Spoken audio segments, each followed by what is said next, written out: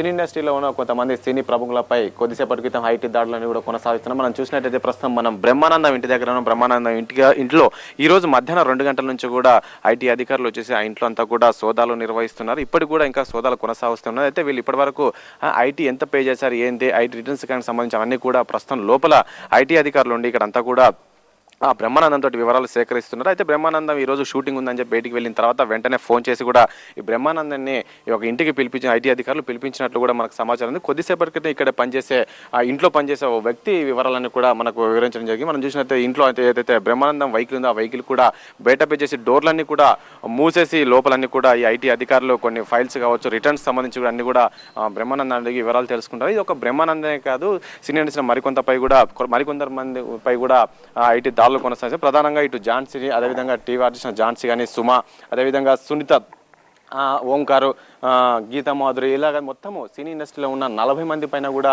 ఈ ఐటీ అధికారులు మధ్యాహ్నం నుంచి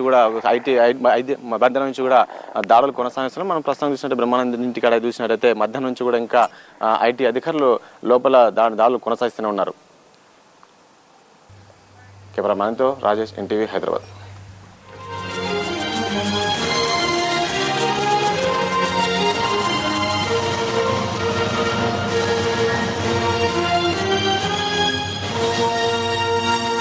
ఐటీ శాఖ కన్ను సినీ ప్రముఖులకి కాదు, మొట్టమొదటిసారిగా టీవీ యాంకర్ల మీద కూడా పడింది. మొత్తం 48 మందిపై ఐటీ దాడులు కొనసాగుతున్నట్టుగా మనకు సమాచారం అవుతుంది. రాజేష్, ప్రస్తుతం బ్రహ్మానందం ఇంట్లో ఐటీ శాఖ దాడులు నిర్వహిస్తోంది.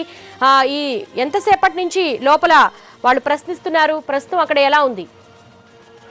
దేవి, ఈ ఐటీ దాడులు బ్రహ్మానందం ఇండ్లే కాదు, మొత్తం 48 మంది సినీ ప్రముఖులు, అదేవిధంగా టీవీ ఆర్టిస్ట్, టీవీ యాంకర్స్ పై ఇళ్లపై కూడా మధ్యాహ్నం 2 గంటల నుంచి కూడా ఈ యొక్క ఐటీ దాడులు కొనసాగుతూనే ఉండేది. ప్రస్తుతం బ్రహ్మానందం కూడా ఈ రోజు ఉదయం కూడా షూటింగ్ లో ఉండగా 2 గంటలకు ఇంటికి చేరుకున్న ఐటీ అధికారులు అతన్ని ఫోన్ ద్వారా ఇంటికి పిలిపించడం జరిగింది. పిలిపించిన తర్వాత లోపల అంటే మధ్యాహ్నం 2 గంటల నుంచి కూడా ఒక రూమ్ లో ఆయన సెకండ్ ఫ్లోర్ లో అతను అంతా కూడా విచారిస్తున్నారు. దానికి సంబంధించి ఐటీకి సంబంధించి ఐటీ రిటర్న్స్ సంబంధించి కూడా అన్ని కరెక్ట్ ఉన్నాయా లేవనేది కూడా మొత్తం డాక్యుమెంట్స్ అంటే ఐటీ రిటర్న్స్ సంబంధించిన పేపర్స్ అన్ని కూడా ఐటీ అధికారులు పరిశీలిస్తూ మధ్యాహ్నం 2 గంటల నుంచి కూడా ఉన్నట్లు కూడా ఇక్కడ ఉన్న సెక్యూరిటీ కూడా చెప్పడం జరుగుతుంది. మధ్యాహ్నం 2 గంటలకు ఐటీ అధికారులు వచ్చారు, ఆ తర్వాత తమ సార్ వచ్చారని చెప్పేసి కూడా సెక్యూరిటీ చెప్పారు. మొత్తం రైట్ రాజేష్.